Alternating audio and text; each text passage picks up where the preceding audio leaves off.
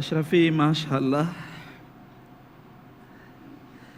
আমি আসলে দর্শক সামাজিক দূরত্ব, সোশ্যাল ডিস্ট্যান্সিং এর কারণে আশরাফিকে জড়িয়ে ধরতে পারলাম না। আল্লাহ তাআলা এত সুন্দর কণ্ঠ দিয়েছেন, দুটি চক্ষু দিলেন না, যে আমাদের তো চক্ষু আছে, তারপরে আমরা অপরাধী হয়ে যাচ্ছি। আমরা যদি আমাদের আমলের দিকে দেখি, তাহলে কোন চেহারা নিয়ে আল্লাহর কাছে দাঁড়াবো, আমাদের উপায় নেই। তেলাওয়াত এত মধুর হয়, আসলে ওর তেলাওয়াত না শুনলে বোঝা যাবে না। এমন সুর দিয়ে সে তেলাওয়াত করেছে, যাদের হৃদয় আছে তার তেলাওয়াতে সব ঘুমন্ত হৃদয়গুলো জাগ্রত হবে। আমার এই প্রখর ধারণা। আল্লাহ পাক তাকে কবুল করে নিন। আল্লাহুম্মা আমিন। এবার যে বন্ধুকে আপনাদের সামনে উপস্থাপন করছি, আজকের সর্বশেষ প্রতিযোগী, সে হচ্ছে ঢাকার মার্কাজু ফাইজুল কোরআনের ছাত্র হাফেজ মাহমুদুল হাসান আশরাফি। আসবে কিশোরগঞ্জের প্রতিযোগী মাহমুদুল হাসান আশরাফি। আল্লাহ আল্লাহ আল্লাহ আল্লাহ। আসসালামু আলাইকুম ওয়া রাহমাতুল্লাহি ওয়া বারাকাতুহু। ওয়ালাইকুম আসসালাম ওয়া রাহমাতুল্লাহি ওয়া বারাকাতুহু। মাহমুদুল হাসান আশরাফি তেলাওয়াত করবে যেটা তোমার মনে চায় যেখান থেকে। আউযু বিল্লাহি মিনাশ শাইতানির রাজীম। বিসমিল্লাহির রহমানির রহিম।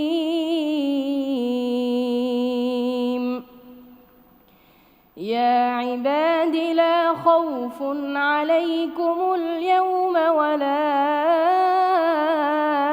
أنتم تحزنون الذين آمنوا بآياتنا وكانوا مسلمين ادخلوا الجنة أنتم وأزواجكم تحبرون يطاف عليهم بصحاف من ذهب وأكواب وفيها ما تشتهيه الأنفس وتلذ الأعين وأنتم فيها خالدون وتلك الجنة التي أورثتموها بما كنتم تعملون لكم فيها فاكهة كثيرة منها تأكلون إن المجرمين في عذاب جهنم خالدون لا يفتر عنهم وهم فيه مبلسون وما ظلمناهم ولكن كانوا هم الظالمين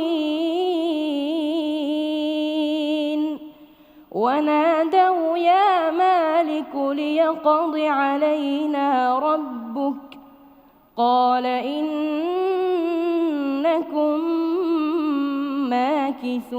ماكثون لقد جئناكم بالحق ولكن أكثركم للحق كارهون أم أبرموا أمرا فإنا مبرمون হাসবুক। আশরাফি, আমি তেলাওয়াত করছি, তুমি সেখান থেকে পড়বে। আউযু বিল্লাহি মিনাশ শাইতানির রাজীম।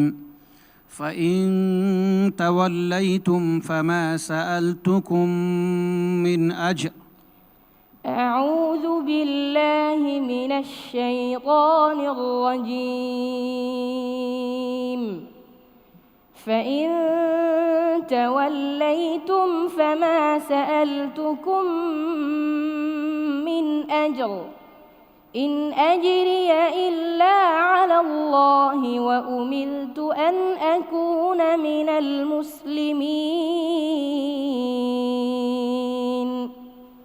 فكذبوه فنجيناه ومن معه في الفلك وجعلناهم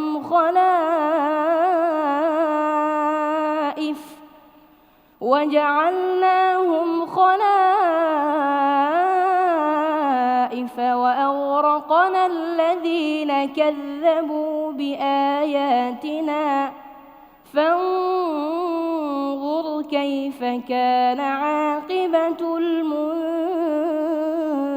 المنذرين ثم بعثنا من بعده رسلا إلى قومهم فجاءوهم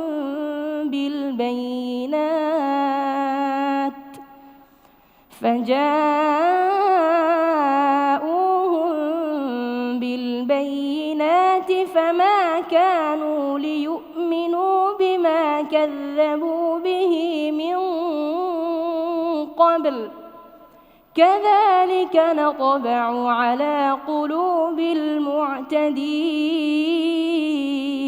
المعتدين ثم بعثنا من بعده موسى وهارون ثم بعثنا من بعدهم موسى وهارون إلى فرعون وملئه بآياتنا فاستكبروا وكانوا قوما مجرمين فلما جاءهم الحق من عندنا قالوا إن هذا لسحر مبين حسبك صدق الله مولانا العظيم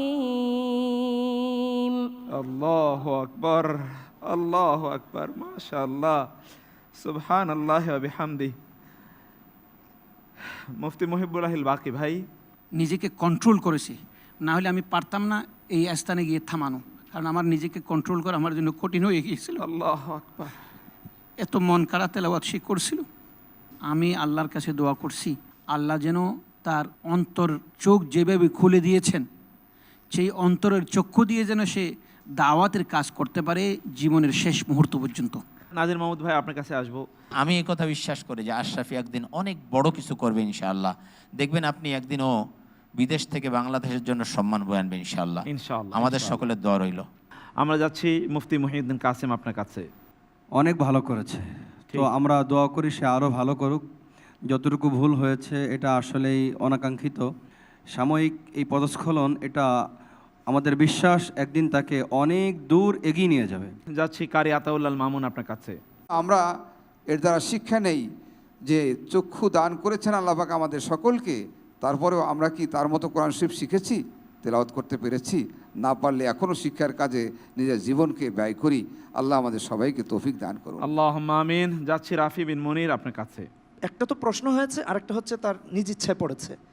উভয় জায়গাতে অপরাধীদের কথা বলা হয়েছে। আল্লাহ সুবহানাহু ওয়া তাআলা অপরাধীদের কথা বলেছেন। তো আমি তার আপাতমস্তকে দৃষ্টিপাত করছিলাম আর দেখছিলাম তাকে আল্লাহ তাআলা এত সুন্দর কণ্ঠ দিয়েছেন, দুটি চক্ষু দিলেন না। পরক্ষণে এই অপরাধীদের কথাগুলো যখন বলছিল, কোরআনে কারিমের আয়াতগুলো তিলাওয়াত করছিল, তখন আমি অটোমেটিক এর জবাব পেয়ে গিয়েছি যে আমাদের তো চক্ষু আছে, তারপরে আমরা অপরাধী হয়ে যাচ্ছি। আমরা যদি আমাদের আমলের দিকে দেখি, তাহলে কোন চেহারা নিয়ে আল্লাহর কাছে দাঁড়াবো? আমাদের উপায় নেই। যে আজকে আমাদের অপরাধের কারণে আল্লাহ বাইতুল্লাহ থেকে আমাদেরকে মাহরুম করে দিয়েছেন। আমাদের অপরাধের কারণে আজকে আমরা মসজিদে নববীতে যেতে পারছি না। রমাদান শেষ হয়ে যাচ্ছে, আমরা আল্লাহর কাছে ক্ষমা চাইবো। আল্লাহ সুবহানাহু ওয়া তাআলা যেন আমাদেরকে কোরআনে কারীমের মর্ম বোঝার এবং আমল করার তৌফিক দান করেন। আল্লাহুম্মা আমিন। ভাইয়া, তোমার জন্য অনেক দোয়া রইল। মাশাআল্লাহ, অসাধারণ ছিল আজকে। আসসালামু আলাইকুম ওয়া রাহমাতুল্লাহি ওয়া বারাকাতুহু। ওয়া আলাইকুম আসসালাম ওয়া রাহমাতুল্লাহি ওয়া বারাকাতুহু।